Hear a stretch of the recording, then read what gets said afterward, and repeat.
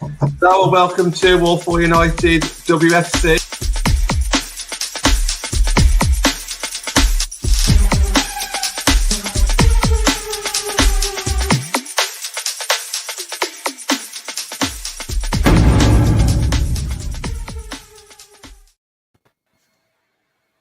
Good evening and welcome to the Saturday Night Live show. I'm joined this week by John. It's a nice change for a Saturday. Just me and you, John. How are you? Yeah, I'm good, thank you. Yeah, not too bad. Have you just had a week off, being half term? I have, yeah. Don't spoil it now. Fine. I've got to go back on Monday. You see, I got a long weekend, so I'm okay. I'm not too bad.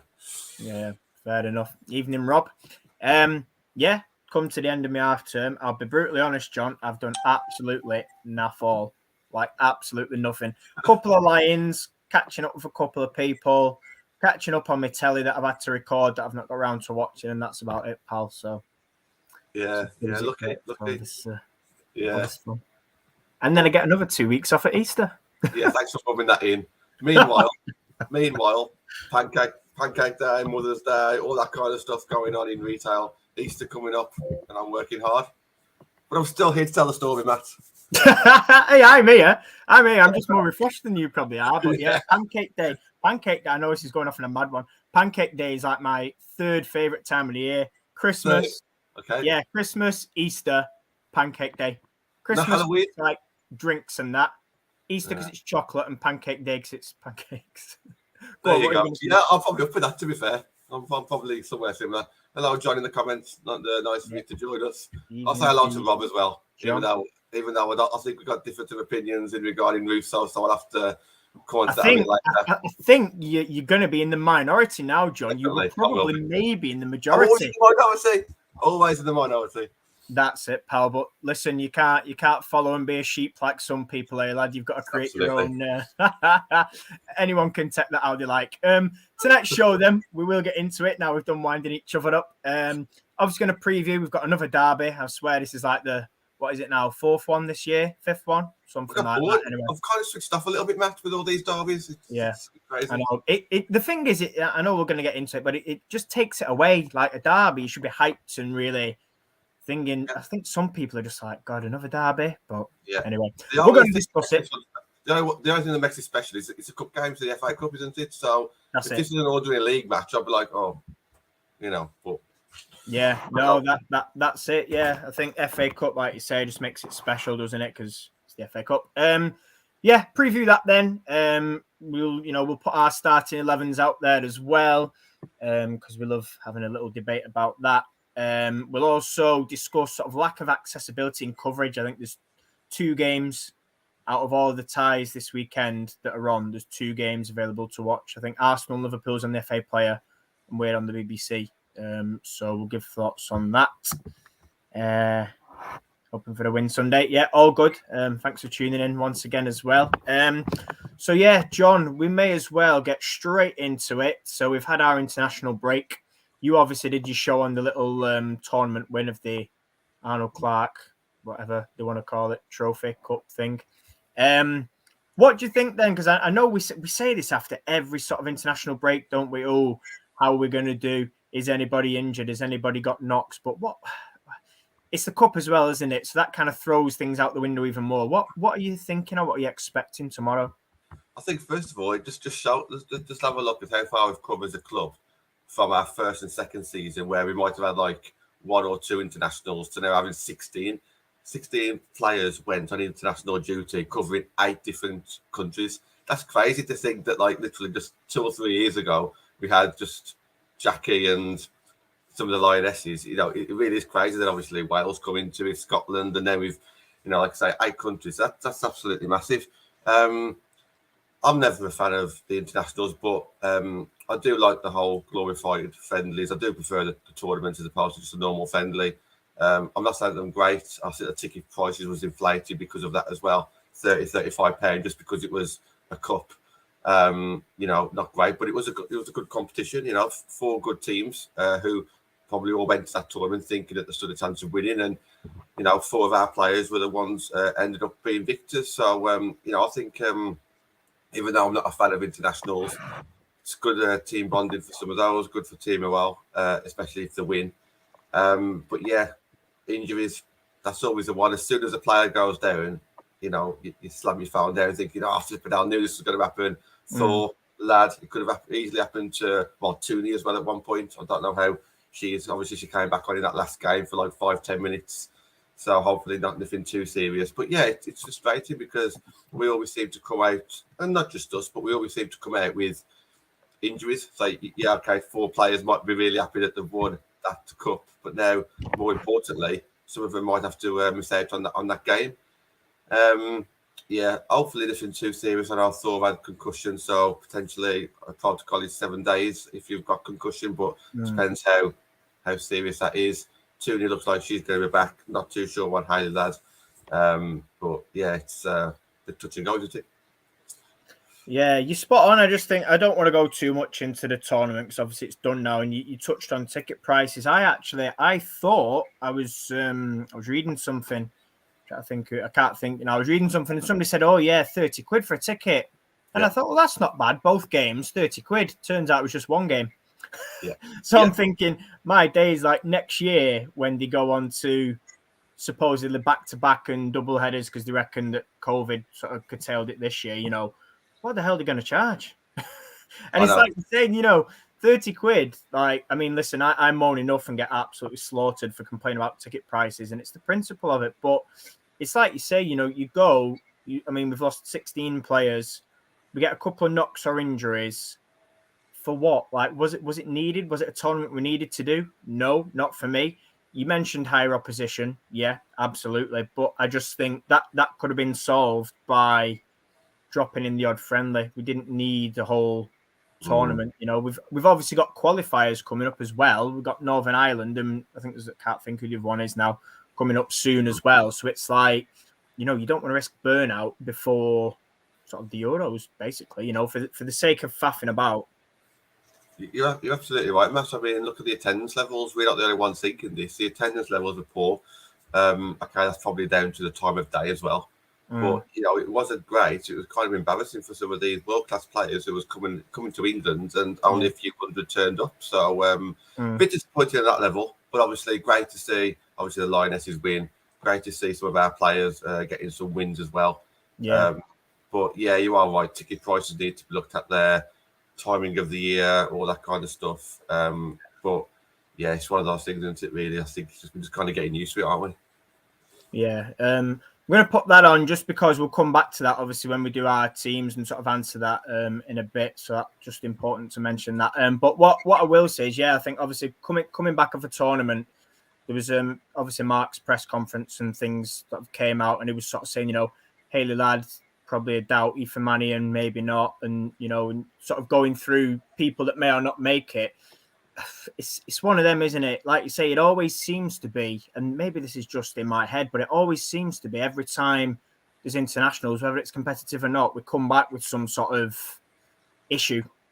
And you think, more than half, 10, maybe 11 of that Lioness team are from Man City. And I'm not going to sit here and spit my dummy out, but it seems that whenever they go away, they don't get half the issues we do. And that's not to say we want anybody to get injured, but it's just a little bit, I don't know, it's strange, which bugs me even more. I know United fans in general don't like internationals, but I just think tomorrow's game, I've seen a variety of comments. Some people have even gone as far as to say, play reserves or devs and things like that. I mean, I'm not going to start chucking that out there myself, but it does make you think, actually, what's the priority? And I think for me, we'll get into this sort of now, really. What is the priority? People have said, oh, well, I'd rather lose tomorrow and get third, which you can see it. But then as a fan in a derby game, I don't want to sit here and say I'd rather lose tomorrow and get third. I'd rather win tomorrow and get third.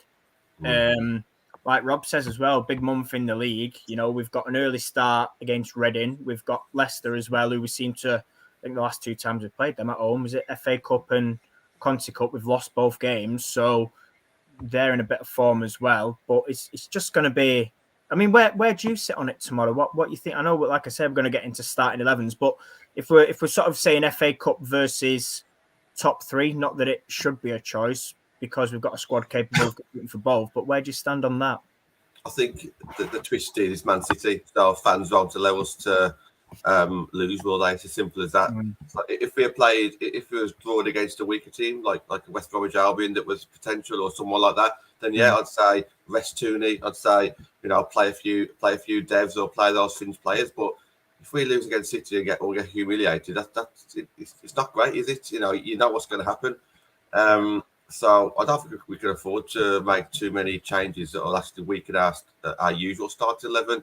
As for Cup over League, I was again in the minority saying at the start of the season saying I prefer top 3. Now I appreciate that's not a cup, but I think that will attract more players long term, which will then obviously lead to a cup. So that's my thought process, and I would love to be at like Wembley or wherever the Conti Cup final would have been. Of course, I would have loved that, and I would have loved to even just get to a final, not even win. That would have been progression. So I'm not disregarding cups whatsoever. But obviously, if it's a choice of third or that, I think it'll bring in a lot more money for the club and more likely to bring in top players if we get third as opposed to an FA Cup. So that's why I'm leaning more towards third. But if you ask me a question of do I want to put a weak team out against City and make our lives harder? No, I don't. And I also think we're kind of lucky that the fact that there is gaps between games. John Foy in the comments saying, got to go strong tomorrow. I think we can afford to do that. It's not like at the moment, like where we've got loads of games, twice a week, back to back. It's not like that at the moment. I know we've got Reading midweek, but I think that's possibly the following week. I think we've got Leicester first and then Reading, I think, or there's another league game first. So they've still got another week to obviously recover after that. But what I would think about, and this is possibly something that you can think about in regards to the start 11 for Sunday, is how much international game time has been played. So you've got the likes of Balvisa, who's obviously played a fair bit. Jackie's played a bit, she got subbed off. But then you've got someone like Katie who hasn't had that many minutes. Russo hasn't had that many minutes. So these are the players that I'll be leaning towards. Denmark obviously had a bout of COVID. I don't know if that impacted Brun, but obviously she played less games than what she was probably planning on playing. So I think all these things are probably going to be taken into consideration as well. So, but for me, play the strongest team available. Yeah, it's interesting, obviously, like you say, internationals, because I don't know if you saw it. Somebody on Twitter had put the minutes played, and I'm not sure if it was MU Women Extra, and they put basically the games, and obviously, like you said, obviously Zelen didn't play. Tooney got bits, Russo did, Earps only played the one as well. And then you go through, obviously, obviously Haley Ladd got injured, Wales, things like that. Like you said, Denmark, I think Brun came back, I think she was at Carrington few days back when some of our players were still obviously out with the countries. So it's one of them, isn't it? Obviously coming back, like you say, and you want to go strong, but people saying in the comments as well, top 3 is the priority. I just feel if we can juggle both, like you said, if it was a smaller team, like when we have Bridgewater, you take the hit, but I think that it's just the fact that it's a derby. The derby means so much to the fans that I don't think, and we'll get on to sort of last time out shortly, I don't think that we can afford collectively sort of the backlash that happened last time. And by collectively, I mean players and fans, let's not forget, obviously fans were falling out as well. Staff were falling out with fans, players, things like that. So, it's a sticky situation. Here we go. Comment here. Do we treat it like the Conti Cup, Chelsea Conti Cup semi? We'll go for a new approach. Again, Lansdale Green there, going strong. What would you say in regards to that then, John? Obviously, I know you've touched on it briefly and you were sort of saying, about what you do. But in terms of the approach, so let's think about setup. Obviously, Rob's saying here attack. But, we may as well link this in, actually, with last time out. Last time out, it was very cautious, wasn't it? People were sort of saying, well, they were there for the taking. Mark's since come out recently and said, we're still not strong enough. We're a bit nice. We're not winning our 1v1 battles. We're not winning sort of things in key areas of the pitch when we should be doing. So how do you approach it? Because obviously, I think for me, when I've seen games at home, we've gone quite aggressive and we've pressed really well. And I think for me, that 2-2 draw, we should have won.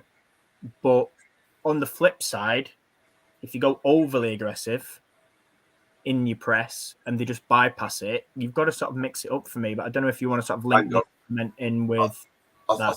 I think that's really clever, because we can always say, as City and say, we should approach it like this. But I think one thing that we don't talk about much as fans is about actually changing the game halfway through, or even after the first 10, 15 minutes. And I think this is what the coaches obviously get paid for. So we might all have a plan on, okay, we should go attacking and go toe-to-toe with them, go for their vulnerabilities and go to our strengths. Or you can sit the other way and think, okay, let's just keep it tight. Our chance will come. We'll pick it off 1-0.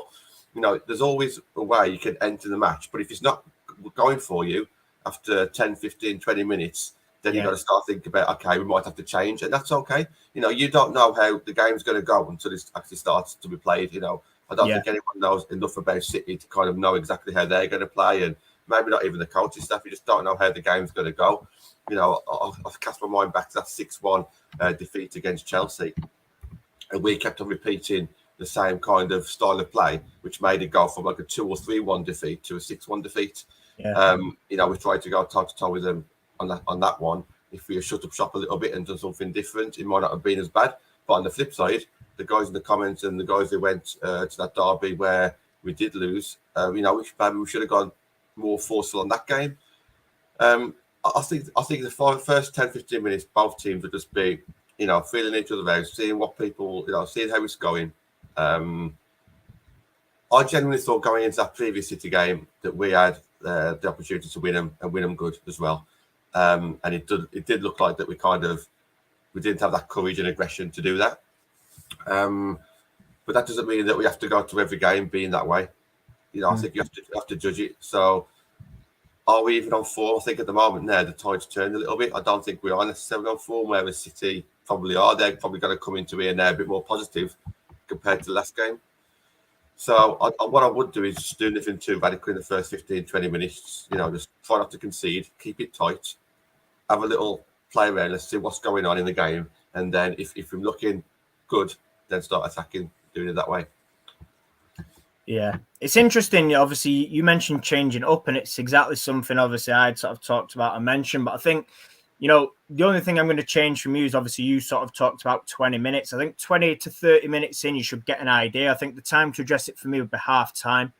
I think if it needs not a complete change, but if it needs tweaking quite a bit, for me, I'd get everybody in, deliver the message at half time. And then if it really needs to on sort of 60, 65 minutes, when you should be, for me, introducing subs again and tactically changing it, whether it's formation, whether it's style of play, look at it again. But you are spot on. I think, you know, sort of taking your chances. And I think for me, if anything, we should have learned quite a bit from last time. You know, we should have learned where we went wrong, what we should do and how to approach it. For me, anyway, I mean, like I said, you know, I'm sure it's the 4th time, maybe even the 5th that we've played them this year. I think 4th. But I just feel like you should have learned. And it was interesting, actually, because I had a conversation, and I know people are going to flatten me for linking in FC United here, but it happened. It was a conversation with Tom Fitton, and he was outlining plans, and there was a conversation about the next few games for FC, and they've got the same team twice, home and away. And he was saying, you know, somebody said, well, what are you expecting? And he said, well, the second time around against both teams, I'm expecting minimum of a draw. And he said, the reason is we've already sussed them out after the first game. We know what they're going to bring. We know how they're going to play. And it got me thinking, actually, because I thought, do you know what? I wonder how many managers think about, obviously, we don't get the privilege to speak to people like in WSL, sort of managerial wise, but I just wonder how many managers think like that, you know, and I do wonder, you know, you referenced Chelsea, didn't you, the 6-1. Then we went to them in the Conti Cup and sort of ran them close, and then it changed. But I just think, you know, it was interesting that sort of the point was the minimum. I do think there's a difference. So yeah, I do think there's a difference in the WSL to that kind of tier, because of course there is, yeah. Not necessarily in ability, but I'm just thinking you might be able to have time in the WSL on the training pitch to actually have a plan B, plan C, plan D, look at your opponents more. So it might not work as easy in the WSL, because what a team might do one week could be completely different the second week. And, you know, if there's anyone watching or ever watches this afterwards, correct me if I'm wrong, but I think a tier 4 or tier 5 team, they probably don't have that much time to work on different styles of play or No, they won't. all these analysis. So I think, I get what you're saying. I think on a normal day-to-day basis, you learn from your mistakes from the previous, and then you look at what players are playing again. And if someone's vulnerable on their left or right foot, then obviously you go at it on the second game. Of course. Yeah. I think tactics or style of play, I think obviously the WSL might be a bit different. And you look at Chelsea's or City's or even United, you have got almost two teams worth there. Not us at the moment in defence, because we're absolutely annihilated in defence at the moment. But generally, I think you can always play out a different kind of style of play in the WSL. But I do take your point on board, and I'm sure there will be learnings there that Skinner's took on board, but so has Gareth Taylor, and so has all the other big clubs as well. Yeah, no, I just thought it was interesting. It's a valid point what you're saying. All I was sort of meaning is, like, in a way, sort of you can see. I mean, you're saying obviously people change it up, and they do, and I get that more in personnel, but the style / formation doesn't change too much. If you look at Chelsea's, I remember watching Chelsea at Aston Villa earlier in the season, and Chelsea won 1-0. And I think it was something Carla Ward said afterwards about they knew that they would have a wide player or a forward at fullback, and they knew that the wide positions, they were suspect because they weren't attacking fullbacks. They were more attacking wide players, like a right winger or a right forward that they put as wing backs. And it was interesting that, that was picked up on. So I think for me, like the principles there, like the style doesn't change. And I know Skinner mentioned it after the Arsenal game. Obviously, we beat them in the Conti Cup, and then we went and got a point at the league. And I think at the second time in the league, he sort of said, we know who's going to press from the front two press, and then it's backed up. And that's what I was sort of meaning in a way. Little things like that where, we should have learned, like Rob says, Hemp there tomorrow. But then for me, if you look at the last time we played them, we all talked about winning the battle in midfield. We give Kira Walsh far too much time to pick a pass and break the game up. We had, can't even think it was, Caroline Weir had the ball. We didn't manage to take it off her, and then she scores. We had, who else did we have? There was a catalogue of things, but basically what I'm saying is we should now have learned, hopefully, again, Robert says Hemp, owner had Hemp, and then I think somebody else should have come across and covered it. They didn't score from it, but they were close. And it's things like that where, again, another good comment, Jess Park, probably, I'd probably agree. I'd probably say she did have a better game than Hemp, to be honest. And she's a lot of people are raving about Park, so sorry to interrupt. A lot of people would agree with that, Lanzo. Yeah, well, I would as well. Yeah, I think, a very good up-and-coming player. And it's just things like that where you just hope. I mean, we can sit here and say this weekly, hope we learned from last time. But, if you look at it and, like I said, you think about what it means to the fans, as a player, you want to be correcting that from last time out. So just like I said, I don't want to go on too much about the fallout, but anybody that opened Twitter after that Derby Day defeat in the league before the internationals was just, it was crazy, wasn't it? I think everyone had billed it as must not lose, and we did. But there's people saying, oh, well, he's gone back to doing this, and players got blamed, and staff got blamed. But I don't know if you want to add any more to it before we chuck it past.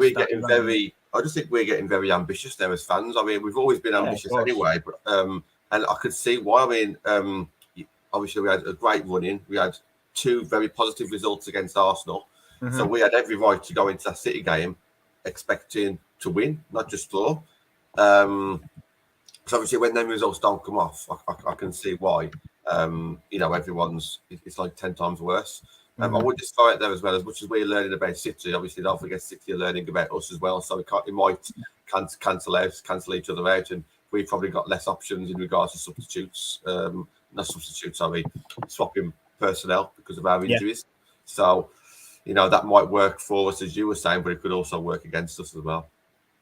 Yeah, I think that's it. And again, another valid point here, they could make a couple of changes because obviously, again, they're closing the gap on the top 3.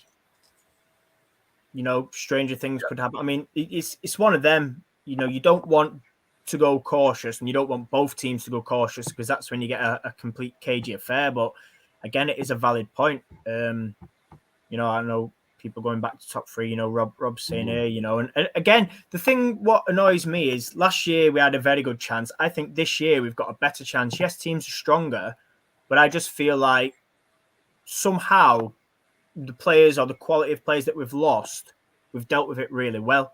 Yeah. And I know that's a completely different show, separate, and I'm not going to waffle too long, but I just think this year, for me personally, feels like a better opportunity to hit that top 3 now more than any other chance we've had, including last year, really. I do agree. And, Rob's made a good point there. I do think we stand a better chance than last season, because I think last season we was kind of on that, this time last season now we was losing almost every game. Well, not losing, but dropping points every game, and we just kept on falling, didn't we? This season it's not that way, but what I would say is look at our injuries now. It ain't great. CDM wise, centre back wise, up front not too bad. Like attacking wise isn't too bad. So if we can get through some of these stronger teams, the cities, then you might be able to not have a CDM in a game, or you might be able to put a fullback as a centre back against some of the weaker opposition. And I just don't want us to fall away again because of injuries. And that's no excuse, by the way, because City have had injuries all season. Yeah, sure. Arsenal had injuries last season as well. So it's not an excuse. But I was saying it is a shame where we've kind of got ourselves into a position again where top 3 is still in our hands, basically, because I still don't think Tottenham's going to get it. It would be a massive shame if we just can't put out some of our best players again. Yeah, absolutely. Well, speaking of best players and lineups and things like that, I am going to get up. We've obviously both done our starting 11. So what I'm going to do, John, is I'm going to start with yours. So what I'm going to do is I'm going to put it on screen. Clever technology. I've never been involved in this before, so we'll see what I'm doing. That. Right, well, John.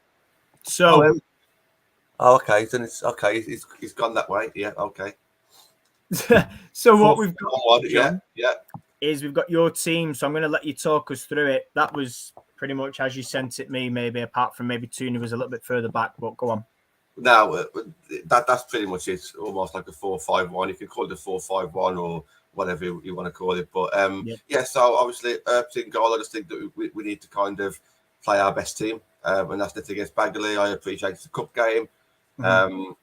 You can talk about Bagley's qualities all you want, but I think should be playing and kind of laying there in that marker. This was awkward. The back line was awkward because I don't know if Thor's obviously going to be fit enough. Caldwell's obviously played a lot of minutes as well, so I've got no idea what to expect at the back, if I'm honest. So I've gone for what I think is the best 4 if they're fit. Obviously, start off the game with your strongest back 4. And then obviously, if you need to sub them because of fitness, then do that. Obviously, we've got Curtis Smith who can come in there as well. That's kind of what I've gone for there. Ahead of them, this was a good one. So I do think Galton will play. So that's why I put her there. I think she kind of consolidated that place now after a bit of a rocky start to the season. And then anything else is pretty much guesswork. So Zella's played every game, didn't play much international, so I presume I can't see why she shouldn't play tomorrow. And then I've gone for Groningen. Now I've done shows this week saying potentially Groningen shouldn't be coming straight back in, but I'm looking at how much Vilda Reese has played lately, so that's why I haven't put Vilda in. I'm thinking, is Jane Moore actually up to it? If she's going to come back, is this the right game for her to come back? I think if she was at the peak of her powers, yes, it definitely is. And I would have says put Jade in. And I think on Monday night I did say Jade over Jackie. But I'm going for fitness here more than anything. I think this needs to be a Zellerman Groningen kind of game. Hansen for defensive duties, not just for attacking duties. I think she can track back and help Honor where needed. Does it worry me a little bit having that with no defensive cover, because we know Zellerman Groningen, they will get stuck in, but there's no lad there, no Jade there, so that does worry me a little bit. So obviously Tuni needs to make sure that she supports there, and it's like a midfield 3 with 2 either side of them as well. So I'll try and pack out that midfield where possible. And this is where Rousseau needs to be peak of a form, because she needs to hold up that ball with potentially 3-4 players around her. But this is where the players around her then need to bump forward and help her out. And I'm talking here from a counter-attacking point of view, because I do see City having periods of play, maybe not dominate the game, but there will be periods where we're going to be up against it. So we're going to have to really fight in that midfield. Attacking-wise, I think, if we do have that possession, I think, we've got a lot of technical technically gifted people there with obviously Tooney and Jackie to create some triangles. You've got that natural width there to stretch the play, which is obviously what you need as well.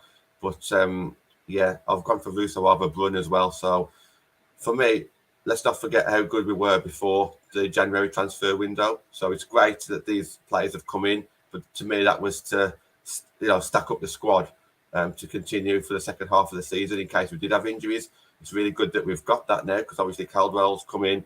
I'm sure Jade will come in at some point, and Brun can come off the bench as well. So that's what I've gone for. Probably going to be different to some people, and it could quite easily be any of that squad could potentially play in this FA Cup game. But that's the starting 11 I'd like to see. Yeah, it's interesting you go with that because obviously we're all hoping Thor's fit because obviously Millie's still a few weeks away. And like you said, I think obviously we've got Kirsty Smith.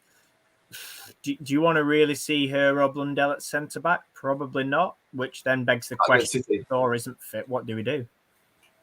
Yeah, absolutely. Not against City. Obviously, I would have preferred Ladd to play there if need be, but obviously she's not available as well. So yeah, we're struggling. And then you can start thinking, okay, well, is he going to do something completely different, mix it up and, change a formation or put Galton as left at the back as well and play 5 at the back? And you might see these kind of transitions throughout the game. If we are getting dominated, don't be surprised if you see a back 5, Galton go back there as well and do something different that way. I don't think the fans would want to see that because it looks like we're sitting back too much and inviting it on. But you've got to do what you've got to do. If you're getting caned throughout the game, you've got to react, haven't you? And you might see changes. Commenting there from Sang, no, Wildebow Risa. I really want to, but it's just the amount of minutes that she's already played for international. That's the only reason why I didn't play her. Give her a break. I'd have put her in, definitely, yeah. I think on that, though, because obviously we're talking about sort of Mannion and Ladd and Moore. And I'm sort of with a few others that I've read again on Twitter that had sort of said, keep them fresh and rested. And if they're doubtful, don't risk it. And I fully agree. You mentioned Jade Moore. I think for me, if there was ever a time where it was, does she come back tomorrow or does she come back against sort of Leicester and Reading? I think I'd rather have her for Leicester and Reading, especially Reading, because going there, we know we've struggled in recent years. We know they're physical as well, and they sort of like to break lines from their midfield with late runs and things like that. So I think, like you sort of say there, I think just resting her and, like you said, going with Jackie, it allows Jackie to build up minutes as well. The only thing I would say is, obviously, I know you mentioned 5 at the back, John, but I think for me, that would still be inviting pressure. I know what you mean about shut up shop, but for me, that last game, we lost that game in midfield. So I think, if anything, your 5 in midfield probably works better than you saying 5 at the back, because I just don't like the fact that if it is 5 at the back, and I fully see what you're saying, I get what you're saying, but I just think it's at the back. So we're thinking of mistakes like the mistake that led to the goal, and things like that. If you lose a 50-50 or you make a mistake, for me, it's too close to the goal. Whereas if we've got 5 in midfield and we make a mistake, do you know what I mean? Listen, it's probably not too sort of dissimilar in a way. It's more the area on the pitch. You know what I mean? The bodies and the numbers are still there. You might see if Blundell's getting double teamed at the back or she's having a tough time, Galton will have to just. Well, she'll have to. That's not even. Not even if they want to. You might just. That's it. Happen. Yeah, which is. And I'm looking very defensively here, by the way. I'm thinking. It might be the opposite case. We might come out guns blazing. Like I say, 4 of those players have just won a little cup there. Jackie's had a good international break. Hanson's got minutes with Scotland. I'm saying Hanson. Bache done well. Obviously didn't win the tournament, but Spain's still flying high. Caldwell captain, done well. So I think I am looking kind of as a negative look now. If this was 3 weeks ago, I'd have been the opposite. I'd done shows 3 weeks ago or 2 weeks ago where we were saying, let's take the game to them. I'm now, just after that previous game, I'm just being a little bit more cautious. And because of all the international minutes that they've had, I'm just being a little bit more cautious on this one. Yeah, no, fair enough. Sorry, I'm just going back up through the comments as well. 2 up top people are saying. Landon's saying that he thinks Aoife will play. I mean, if she's fit, then play her, but I don't know if she's or not. I don't know how close that is. Yeah, Sang there just to... Obviously, I don't know if it was missed when you were saying, I don't think Sang have the numbers which is why the back four are not protected, which is exactly when I bring up mine in a minute. I've done exactly the same because Hayley Laddie's injured, Jade Moore's not fit, Aoife's not fit, so we're told. We've got no Millie Turner, so we're stretched. The only other thing is, and people aren't going to like it, is the only other option would be Risa. You know, what one in front to, but again, Reese is not really a defensive midfielder, so whoever you're going to put there, it's not going to work really, which is probably why you've done your 5. Yeah, that's why I'm packing out the midfield and trying to do it that way, but it's going to be very tough, Sang, isn't it? Yeah. Yeah, obviously John's saying there, you know, tough to get a result. What's Rob gone for? 2 up top, Tooney's a 10, slightly different to yours. Yeah, John Fry's got Mary, Ona, Thor, Diane, Blundell, Zellum, Jackie, Risa, Tooney, Galton, Russo. So just Bob Risa instead of who did I choose there then? So just Bob Risa's come in, just different. Oh, instead of Hansen. Yeah. Yeah, Jade's still not fit. That was mentioned earlier. Don't know. We're not playing Arsenal, so I don't know. I can't answer that. No, I forgot as well. 4-1-3-2.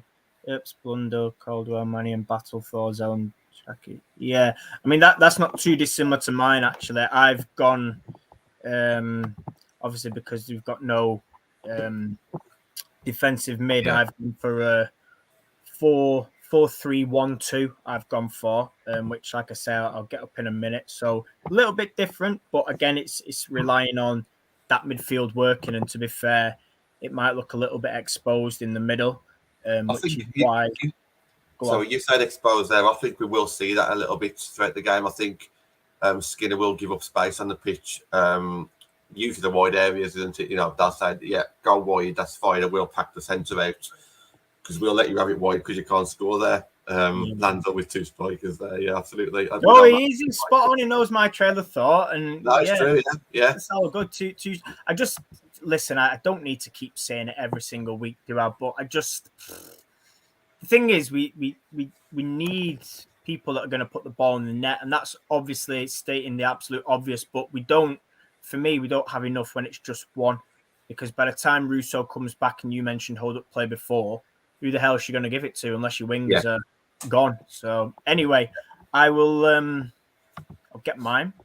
So the Bob Reese with an injured Sang, we were just on about the amount of minutes she's played on international duty and travelling. That's what was kind of discussing more than anything, fitness levels more than anything. Yeah, that's it. Right, here is mine. So obviously not hugely sort of, well, I say it's not hugely different to yours, John. It is and it isn't. So obviously Mary Earps in goal, back four I've gone for the same. Thor, Diane, Ona and Hannah. Then gone, obviously you put Jackie in yours. I've gone for Risa. And it's not a wide 3, which is why I said we may need to be careful in midfield. I've gone for sort of a compact and a narrow, with the specific aim of stopping, like I talked about before, stopping the likes of Kira Walsh and I don't know if Caroline Weir's going to play, or, you know, stopping that sort of, stopping that attack being built up from the back like they do and stopping it early. So the idea is sort of that 5, if you want to call it, that's further up is, you know, he's on it. And that's why I've gone for Tooney in behind the front 2. But I think I've gone for Risa on the right of the central 3. Obviously, Katie in the middle. Leah, similar to you. And then obviously Tooney slightly further forward and 2 forwards. And I just think, again, that, like I talked about earlier in the show, the pressing from the front has got to be there. Now, the reason I've put Tooney in behind was because the last game for me, when the pressing was there was no second press. So, for example, I think it was Brune who had the ball and she lost it, and somehow it ended up at Zellum's feet, but then she lost it and there was nothing. Do you know what I mean? There's no second backup. It's like, right, she's lost it. Who's there next? I just think for me, you know, again, with somebody in that hole, and obviously Tooney's going to have to drop out of possession, which would then push Leah and Risa wide to cover the win. Yeah. then that would be that. But my sole aim would obviously be Leah and Bo Risa would have to be, one, keeping the middle secure, but two, keep an eye on the wide, because like I said, that is quite narrow, and I get that. But again, with no defensive midfielder, for me, it does look a little bit difficult to think, well, actually, you know what, where we're going to go. And you talked about it before, the doubling up, and that's where it might be that, you know, for example, Tooney has to track back, or Risa has to track back, or Zellum or Galton. So I think that four I've set up is going to be crucial. But I think that the idea of when we're pressing is that Tooney follows up as a second press behind Russo and Bruno. I don't know if you want to talk about that, John, or talk about some comments or anything like that. For me on that one, I think I'd love to see that more with a weaker side, because even though I like the personnel, I think that's brilliant. I think if we play that against Leicester, I'd love that. Yeah, it worries me a little bit, like you say. Tooney would have to come back, wouldn't she? Because I could see Bo Risa getting pulled out wide, Galton pulled out wide, which is their job, of course, to do that. They would have to cover them spots. And if Tooney doesn't get back, Zellum will be outnumbered in midfield potentially. It could be a very rocky game. So I do like the look of that. It's very attacking. I think that's something that we can do if we are growing into the game and we're getting that confidence there. Because looking at that front six, there's creativity there, there's pace, there's goals, there's a lot there. So I think, if you want to go out to win that game, then that's potentially the way to do it. But like I say, I think you've probably everyone in the comments. The only other thing I could see, and you were talking about sort of Risa getting dragged wide, is if Zellum and Risa were swapped in mine, and then that would allow Tooney to sort of come to cover the wide. So you've got Risa more central because she's a better option. Yeah, Galton obviously plays wide, so should be fine with drifting wide and covering. And then, like I said, Tooney would. Sorry, one sec. Tooney would obviously, like I say, fill in alongside Zellum would be my out of possession. Do you know? So it's a flat four. That's what I was going to say. Push too wide, but again, it's difficult because you were talking possibilities. But for me, like I said, I think the way they build up from the back, and especially using their fullbacks, is that it's annoying you can't move these on here. Tooney would obviously, Russo, if let's say it goes out to their right back, Russo would move over across, Tooney would be the second press, and you'd stop that ball coming out from the back. The amount of times, like you said before, I think it was, did they have Demi Stokes, and she would link up and overlap with Hemp, and Ona was outnumbered, and that was our issue last time, that Ona was overrun by two people, and then it happened on the other side with Park and whoever else to Blundell, and I think that's where, if we're cutting that out at their end of the pitch, where they're playing out, that'll get the success. That's why I've probably gone more attacking, to be fair. But I love it, and I think usually in defence anyway, when you are defending, you automatically kind of get four at the back anyway, not at the back, sorry, in the midfield anyway. So your formations kind of change throughout the game anyway, depending on if you're attacking or not. So I think that's really interesting. I do. Yeah. I'll go back to the comments in a second. Just going to bring in our special guest. Oh, I like that. I like that intro. You see, I'm always nice on my show. Gareth got complimented. John gets a little bit of 50-50, some banter, some compliments. Bring you in. Just been going through our teams. Connor, I don't know if you want to chuck in 11 out while I just read through some of these comments. Yeah, I was just listening to what you were just saying there, and I wouldn't go too much different, to be honest. It all depends on how the fitness of some of the players, isn't it? Because none of us know how fit Lad is. Moore's probably not going to get in there. Yeah. Is Bo Risa going to be a bit tired coming back from international? That's what I said on the show yesterday. It's Bo Risa, Maria, and Jackie have played 200 minutes each over the international break. So throwing them in a high pressure game against City, it's not the end of the world because we've got Leicester the week after. So it's a bit more of a slower pace game. So it's not the end of the world. But I don't know. I think you'd go normal back four, providing it would be Maria and Diane. I wouldn't have thought Mannion would be back. It would be Honor and Hannah. It would be Mary. It's the midfield. I really don't know. I really cannot call that midfield. Yeah. You'd imagine Russo would come in. You'd imagine Bruno would be up top.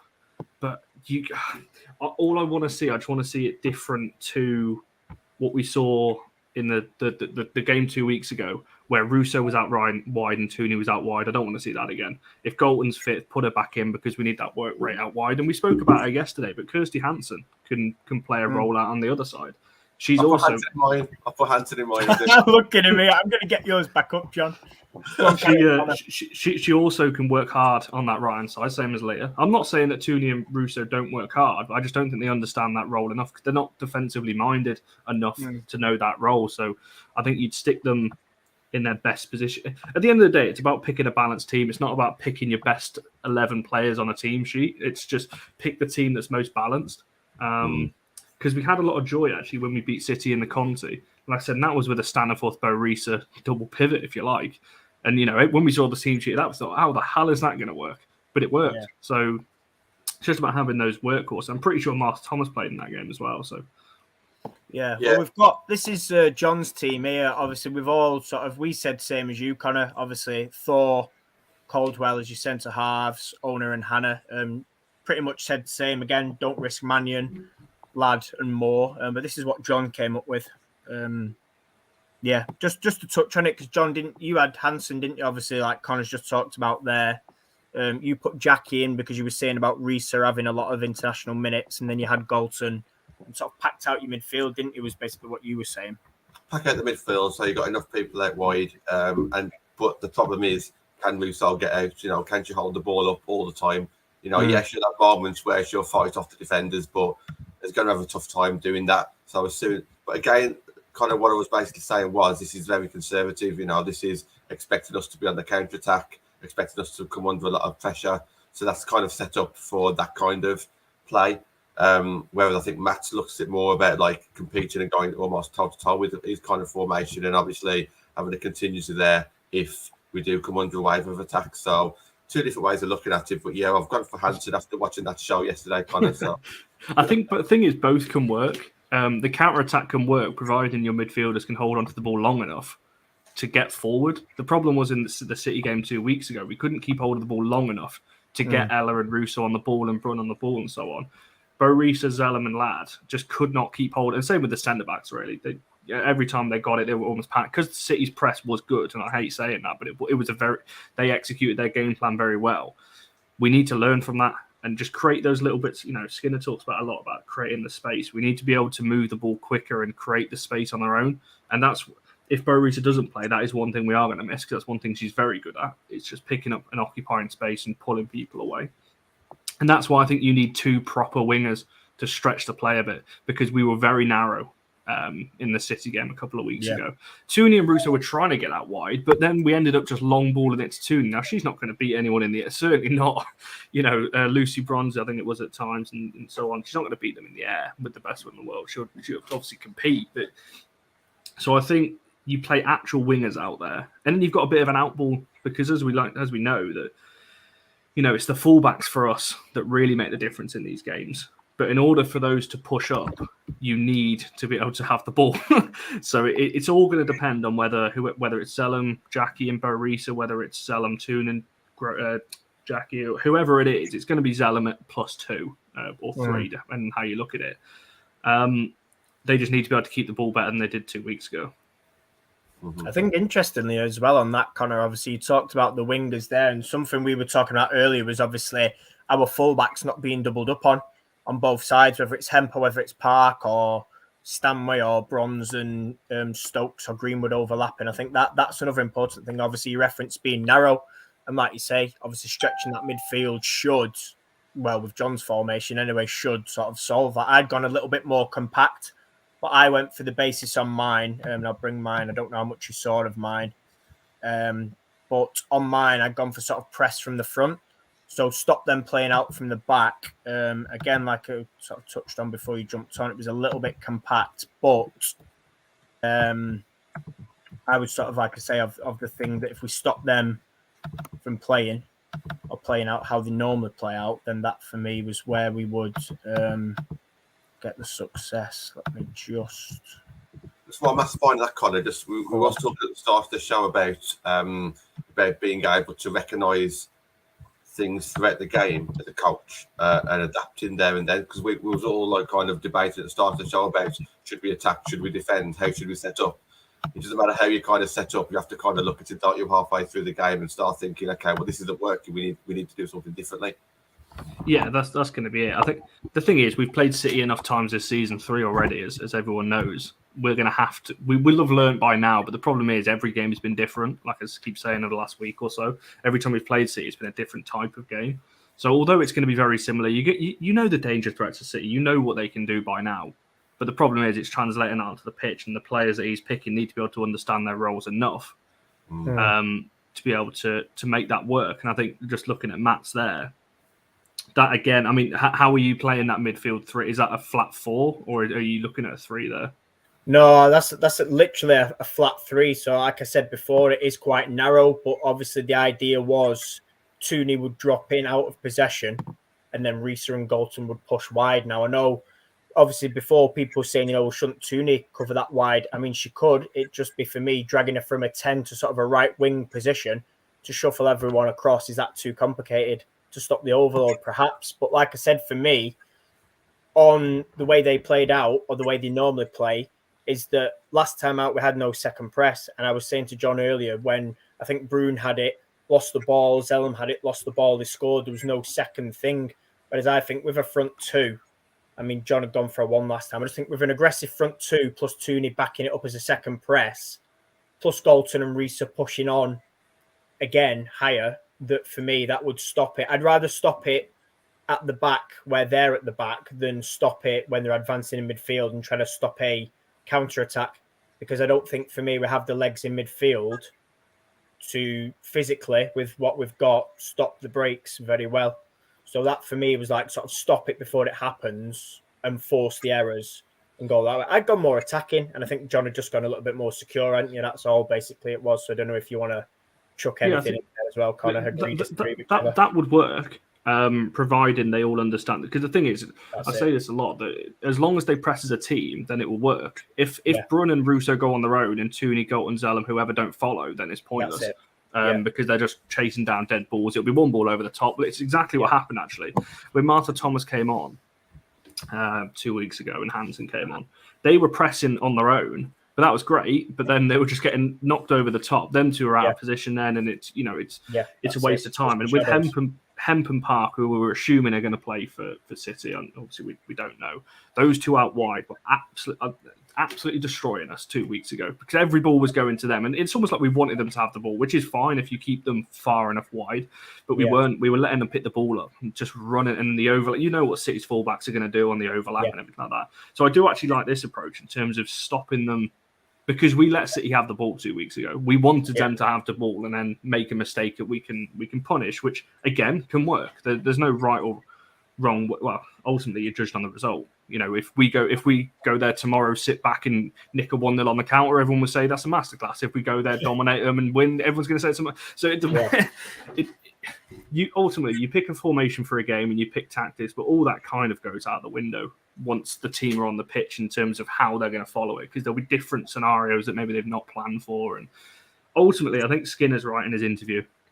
As long as it's aggressive and as long as the players understand what they've been asked to do, there's no reason why either team that you've picked, I mean, they're both kind of similar in terms of one's just slightly more attacking and one's slightly more counter-attack based. But even then, the team that you've picked here could still play counter-attack anyway.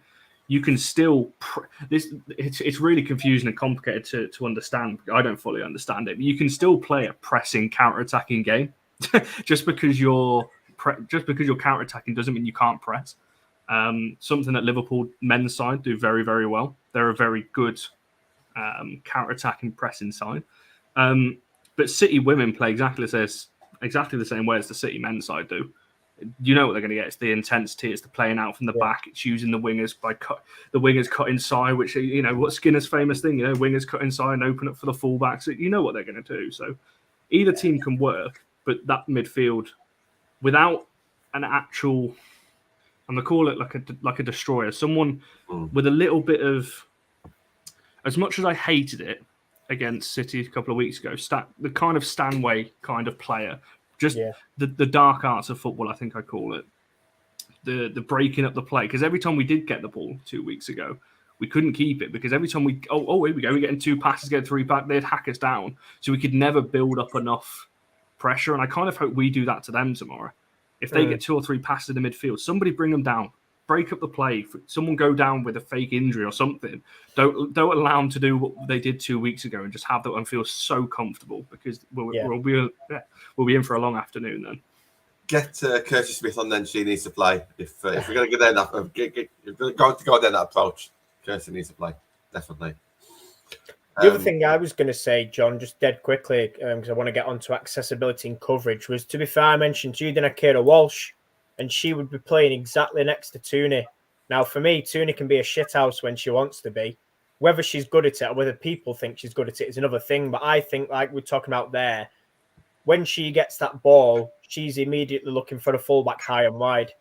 If we stop that before it gets to her, or we push Risa on mine and Galton alongside Tooney, but a little bit wider to expand it, so it's almost a 3 and then a 2 to pin those fullbacks, then Zellum can drop into sort of a little bit of a diamond, can't she, and sit briefly when we're sort of out of possession and then go from there. But it's like Connor said, it's who turns up on the day, how aggressive we are. We talked about this actually at the start, didn't we, John? I know obviously Connor's only just joined, but we talked about sort of aggression and how to change it up and style of play. So it's very much, based on tomorrow. But anything else you want to add, John, before I move on? Just Landel's comment about Fuso. I think Fuso would kind of fit into my system quite easily. Just swap it with Hansen, just play Hansen play Fuso instead of Hansen.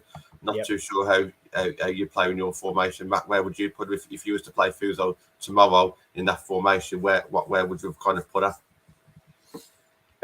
A 10. I'm just trying to find Lanzo's comment from earlier that I said I'd come back to. I would. Obviously, Tooney's played a lot. Obviously, she didn't play much for England and internationals, but she has played a lot this year and we've relied on her a lot. So I think, give her a break, 60, 65 minutes. Fuso is a 10. I just think Fuso's done fine wide, but there's been times where she has occasionally gone missing. And that's not sort of anything against her. That's maybe more the way the game's gone or the system. But I think when we see Fuso as a 10, we see a better player. So I think for me, I would sub her on there. Don't know if you've got a different opinion, either of you. No, I agree. I think in your system, I think she needs to be that 10. We saw her at the start of the season playing more of a 10 role.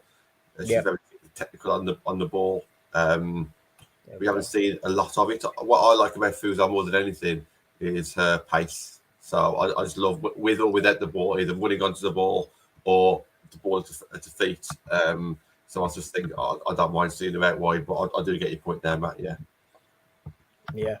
Connor, anything to add on Fuso or Lanzo's comment? No, I think the only thing for me on Fuso would be if she could make a huge impact tomorrow, and it's going to be coming off the bench, but it needs to be much earlier. It needs to be, I think she came on the 91st minute, 2 weeks ago. You may as well not bring her on at that point.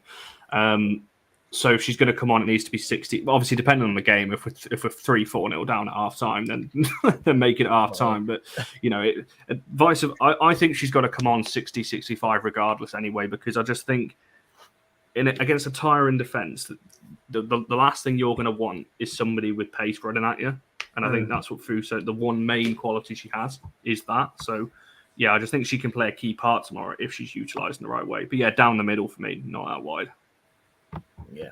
Going to move on then. Obviously, we're talking FA Cup, and I want to talk about sort of accessibility and coverage of it.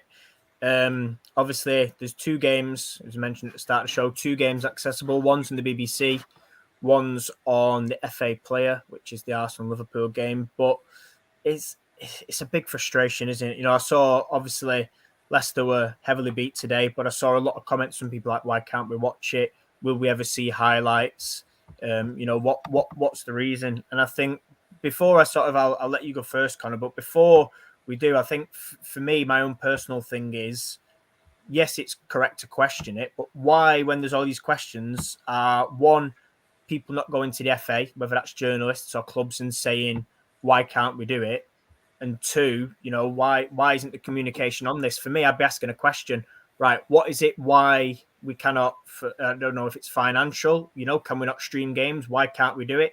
Is there any rights where it's sponsorship related, something like that, and really ask the questions and make it clear and communicate it. It's got to come from the FA ultimately, but I just think if the more people ask questions, whether that's clubs, journalists, for me, there's got to be something there, because relying on Twitter updates and even some of them lower down, a few and far between, we've got to get some sort of answers. But Connor, I'll let you speak, and then John, if you jump in after that on sort of thoughts of it all, 'cause it's a shambles, really. Yeah, I'd agree. And the thing is that what's the other game on TV or like shown tomorrow? Is it Liverpool Arsenal? Is that the right one? Yeah, yes. On FA player. But there's plenty of other draws out there. I mean, this might sound slightly biased for me, just because obviously I know a couple of people that play there. But West Brom Coventry will be a good game tomorrow. Why the fact that that's not even on a red button or something that you can watch. Just look at some of the other ties.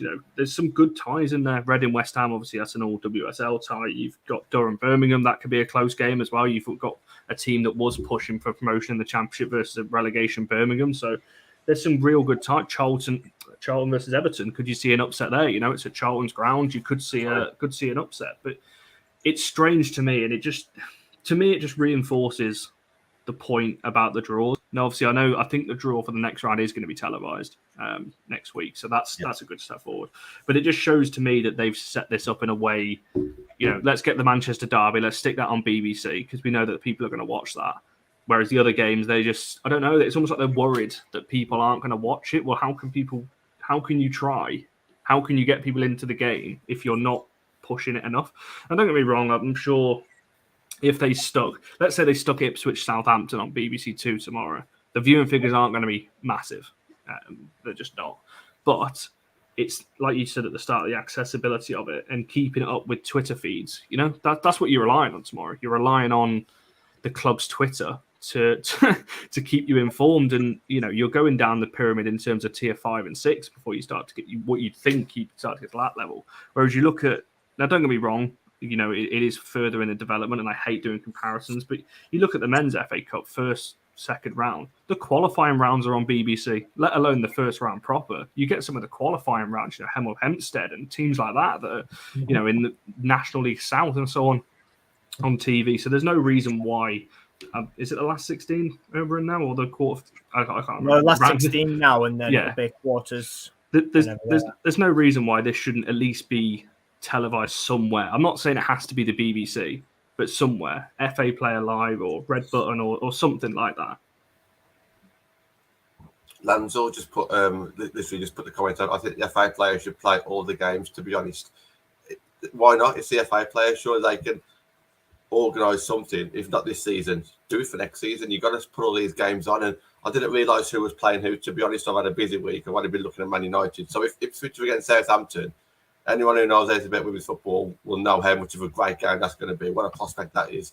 Coventry against West Brom, not a local derby, but it's still a West Midland derby. Coventry looking likely to get relegated. They'll be playing in the same league next year, probably. That's really mouth-watering.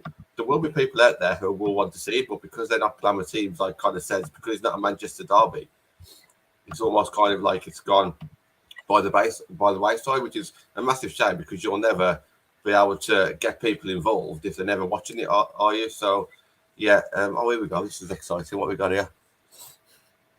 Yeah. So you've almost Charlton, Everton. That would not surprise me. To me, that's partly would it be an upset. Because Charlton are in a lower league, I would not be surprised. Liverpool, Arsenal, again, I can see why that one's on the FA Player if that's where it is. But there's some massive games there. Why not broadcast them? Why not show them? That whether or not that's a fix or if that's real a proper draw, there are some real tasty ties there for some women's football fans, and for anyone who's not a women's football fan, they can watch a few of them teams and really get involved. It's not just for me as well. Obviously, Matt, you'll probably know a bit more than me on this, or elaborate a bit more. But it's not just the fact that, and whether this is just because I'm in a United bubble or whatever. But we do follow a lot of teams, or obviously we support Starbridge and FC, and obviously I've got Kerry obviously over at West Brom as well. So I do follow certain players and other teams a little bit, but it's not been publicised anywhere by the FA or by journalists or by the only game that anyone's talking about this weekend. And it is the biggest one is the derby. You wouldn't think that there's a load of other games on tomorrow. What you'd have thought is, leading up to this weekend, if you didn't know anything about women's football, you thought, right, it's FA Cup this weekend, who's playing? You'd be like, right, everyone on the Saturday 3:00 kickoffs, the ones that nobody usually looks at, and it's a Manchester Derby Sunday. You wouldn't think that all of the games are tomorrow, because there's not been anything. I don't know. I'm not saying that every single game has to be on TV, but I've just not seen anything about any of these games anywhere. Matt, I wonder if it's because it's all off the back of the international break, and the international break has kind of took everyone's eye, took the journalists' eye, took the clubs. It's wrong. I'm not saying it's right, but is that the reason? If there was no international games or international tournaments, would there have been more of a focus on some of these matches? I don't know, but I think the thing is, for me, well, the first thing what I will say is last year there was men's early round FA Cup ties and the FA player. Now, there's no, I mean, there is and there isn't. There's no specific thing that says the FA player has to show the women's game, because technically, if we're going to get all funny about it, it's not called the women's FA player, and I get that. However, it is an app showing the women's games, and that's what it was built for. So it begs the question, if they put the men's on there last year that weren't supposed to be, and they bigged up all these ties and rounds, why can't they do the same again? Now, obviously, you mentioned internationals, John, and everybody was back at their clubs by Friday in training, so yesterday. For me, the thing that sticks out is that says there, fixtures to be played 26th and 27th of January. We've had one game today. You know, we've got the men's Carabao Cup tomorrow, so they moved the Chelsea game so that doesn't clash for their fans. Fine, that's great. If you're a Chelsea fan, you can attend both. Well, why couldn't we have had 2 or 3 more games on the FA player today, on the red button today, which I didn't mention, actually. Liverpool and Arsenal is on the red button as well as the FA player.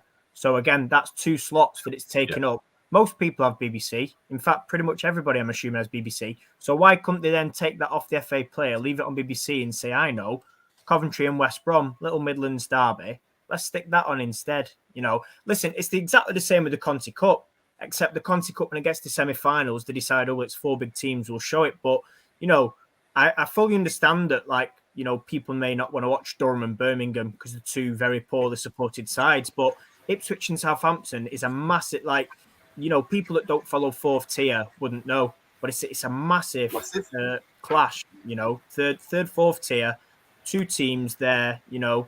You've got teams in there, obviously West Brom, as well as we mentioned, you know, again, outside of the top 2 leagues, your Readings, your Southampton, your Ipswich, your Southamptons. Looking at that, winner of Ipswich and Southampton, again, another team that's going to progress to the quarterfinals outside of the top 2 leagues, but we're not showing it. Why? Yeah. You know, it's just bizarre. I can't understand. This is why I'm saying clarity, because the league need to come out and say, listen, we can't stream it because, I don't know, let's say, for example, Ipswich's ground isn't set up right. So how do we then make up for that? Well, what we do is we send cameras like Burnley Women do. We put it on Facebook Live. You know, we put it on YouTube. We'll do it that way if it's not possible with all these fancy cameras needed for FA player. You know, it's not difficult. Most of these clubs, I don't even know what West Brom's ground's like. You two will be able to tell me about that, but I'm pretty sure they'll be able to stream something. There's no club in there where you look at it and you think, nah, they're never going to be able to stream that. I don't know if either of you want to answer. It's not only that as well. Sorry, John, just quickly. It's not only that for some of these teams as well. For the like you said there, Ipswich, Southampton. You know, even like the likes of West Brom and, you know, obviously I know Coventry a championship. But some of these teams, they progress on to the next round. They could have that Man United City or the Chelsea Arsenal clash that they probably dream of. You know, that they want to be testing themselves against the absolute best. So for teams like that, you know, like I said, you're looking tomorrow, Charlton, West Brom, Ipswich, Southampton. One of those teams, at least, one of those teams will be playing probably a WSL team in the next round. That to them is huge, especially if they get a home draw in the next round. I'm just going to use West Brom as the example. So tier 3, say they get through to the next round and they get Man United at their ground. That's huge for them.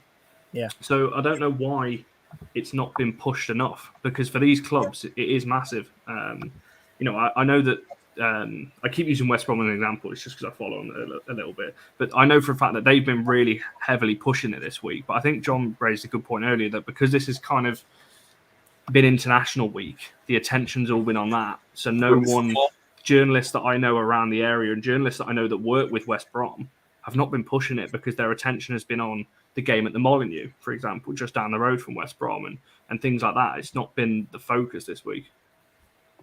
Yeah, that's just women's football for you, isn't it? Prioritising the Lionesses over the clubs. Well, John, what I will say again, though, and this links back to a conversation with Richard from Stour when he was on my show, and he said, you know, Stourbridge talked about, I don't know if it was FA Cup, but it was a cup game, and he got in contact with the local news team. I don't know what you have down there, because with us, it's Northwest Tonight, so that's like, obviously. They went back to back with Lloyd, didn't they, with their local team? So basically they got the news crew down, and they said, right, well, we've got this, and by the way, there's a team down the road. Go there. And I know, obviously, Connor, you were talking about West Brom. I know Ipswich have done, I believe, something. There's been some big fanfare where they've gone down in a broadcasting or a journalist crew, and they've gone down, they've run a little bit on it. But again, that's had to come from them. And I think all you want to see is that come from the FA for me, because yes, it's difficult, but you're relying on people at the club to take charge. And if you don't have that setup or those people willing to do that, or the time to do that, then you don't get it. And then your club suffers. And that's not necessarily a fault of these other clubs. You know, most people in tier 3, well, in fact, I can pretty much say everybody will be a volunteer at their club. You know, same for tier 4, tier 5, and so on. So it's already a battle as it is. And I just feel for me that it's not helping. It's really not. You know, we talked about, and I talked about a couple of weeks ago about expanding the leagues. And, you know, we had a big chat, myself, Gareth, and Ben Gilby. And Ben was sort of saying, you know, it needs to start lower down, and we need to get the interest in and the sponsorships in these lower teams to then build it. And if the league can get the sponsorship, he was sort of talking about that. That's a completely different story. But do you know what I mean? That the coverage for these lower teams is massive. You know, you might be a fan of, I don't know, give me somewhere near Ipswich, Norwich, for example. I don't know, you might live Norwich way and you might think, right, you know, I might go and watch Ipswich. Something like that, you know, having that interest in it and building it similar to the hype of the men's FA Cup is how you're going to grow it and drum up interest for me. I don't know if anybody else. Yeah, I will just finish on this. There's stories to be told in pretty much any game. But if you have a look at that list of teams, if you have to have a look at the leagues and you have a look at their fixtures, you have a look at the leagues, those are exciting ties. But you don't even know that really if you're a women's football fan. But why do women's football fans still can't see them? Because obviously it's not there. And then people who are just getting into it or may want to get into it will never know about them, because how are you going to learn? We only know about this because we follow them, you know, by either watching them or looking at the FA internet website, so you can actually see the rivalries there or speaking to the players. But there's so many stories that, you know, if like some massive promoter came in, they could build that up so good, because it's like the box, you know, like if you're like promoting boxers or anything like that, the stories to be told, they build it up a year in advance. You know, we've been building up this season so far in like 4, 5, 6 months, and there's rivalries there. There's massive stories to be told, but no one's doing anything about it. Trust me, someone just needs to take over this women's football and just literally just shake it up, because there's stories there to be spoken about. Put yourself forward, John. Connor, if you just want to... I have a word to a couple of people I know. Yeah, Connor, if you just want to end... You'll see me in Leeds in a few weeks' time. That's what I'm saying about that. I see you in League. God, wouldn't be seen dead. No, I'm joking. I don't say that. There's a reason why we said that, though, Matt. No, I know. I've just thought of that now, and I thought, God, I'm gonna have to watch what I say. That's down to football rivalries. But anyway, Connor, I want to let you sort of have the honour of ending the show as well as being the special guest. So I'll let you sort of finish off before we wrap. I'm going to disappoint you here, because all I'm going to do is just back up what John was just saying there. I wasn't going to say anything else on it, but what John was just saying there in terms of building the profile, that's it, and the stories to be told. That's exactly what it needs. A little bit of, it can be literally anything. And I'm going to do it again. I'm going to use West Brom as an example. They actually do, and Stourbridge are another one, actually do very good work. I'm sure there's other teams up and down the pyramids in terms of building the profiles of the players and the team. They'll do like behind the scenes stuff. They'll do some things, you know, on the training pitch and all kinds of things. They'll get local, you know, news outlets involved in different things, and they'll help push it that way. That's all this needs. You know, it's an FA Cup, you know, last 16. Like that's huge for some of these teams, you know, tier 3 and tier 4. They're still in it. They're further than the teams like Spurs and, you know, other WSL teams that have got knocked out already. You know, obviously different draws and, you know, favourable draws maybe that have gotten this far, but you've still got to get there. You've still got to win your games. So for some of these teams, I'm amazed that that local news outlets have not picked up on some of these teams. Coventry, you know, if they win, they're in the quarterfinals. Who'd have thought that about them? You know, 2-3 months ago when everything was was going off about them. They could be in the quarterfinals of the FA Cup here, facing what a top WSL side. It's just not enough for me. Don't get me wrong; it will take time and it will get there. But build the profiles, put the David and Goliath, storylines behind some of these things, and build up the profiles of some of these players and everything else, because that's the way people will get attached to teams, and the way that you'll learn a bit more about these teams. Because, like you just said, Matt, if you live near Norwich and Ipswich and that kind of area, you think, oh, maybe I will go down to watch Ipswich, and just see what it's like. Similar to how we've all got involved with some of the local sides that we have. That's all that you need to do, but ultimately that comes from social media and building the profiles of some of these teams. Yeah, spot on. I probably this made me laugh. I probably shouldn't have compared the two, knowing that they are big rivals. But I was trying to say exactly. I was just thinking that. Yeah. if you live near the area, it was my bad wording, so apologies. If you live near the area, what we're trying to say is you would like Connor said, if you build it up, if you've got nothing to do in your team, I don't know, you live that way, you might follow somebody else. Let's just say Arsenal, for example. It's nowhere near, but anyway, you might be an Arsenal fan, but, you don't go to Arsenal games. You think, well, actually, you know what? They're only half an hour away, or they're an hour away. Go and watch it. I'm sure Ipswich or any other tier 3 or 4 side would love fans of any other club to turn up and to enjoy it, Right. And like we said, we're talking about tier 3 and 4 clubs potentially making the quarterfinals. How often does that happen? And obviously, Connor, you mentioned about Coventry as well. At one point, we didn't think we'd have a Coventry, let alone the chance of making the quarterfinals. So again, I just hope it improves. And I don't want to waffle on for too long, so I don't want to do an hour and a half show. But no, it's Benny. I was surprised that Benny's not here. To be fair, this is it. This is it. I'm just carrying the mantle for tonight, but. Fingers crossed anyway, and we can moan about the Conti Cup coverage another time. What I do want to say is thank you, John, for jumping on tonight. It's good that we can get guests on a Saturday, so mixes it up a little bit. And Connor as well, thanks for jumping in for the last sort of 30-40 minutes. John, you're in school. Can I just jog people's memories about the no ifs, no buts? So 51 and 71 minutes, it looks like we're going to do it again. So went really well a few weeks ago when we was in Bridgewater. The hairlines we have to talk. I'm getting old, so what's your guys' excuse? This, I'll quickly answer that, John. Yours is age and mine's choice. Maybe I've made a wrong choice and you're just getting too old, but we'll give you that one. I'll just put my hair forward. It's fine. There we go. We're off in all these wins. Just no ifs, no buts. So United and City will be joining together, singing at Leeds Sports Village today, tomorrow, 51st and 71st minute. So equal FA Cup. Yeah. And there you go. See, good example of going locally. A couple of Sunderland people are off to Durham. So there you go. just sort of adds to the point. And John, I don't know if you're going to a game tomorrow, but enjoy one as well. I'll be at the. I'll be not you. Oh, John. Too many Johns. John Hume. I was going to insult you then and say the proper John, but no, I'm just kidding. Obviously, then tomorrow, our John tomorrow, and I know obviously Connor does bits as well on our socials. Have a look out for that. Obviously, it is Derby Day. We're putting things out on the socials. And then obviously Monday you've got Match Reaction Show. Schedule will be out tomorrow as well as the weekly catch-ups.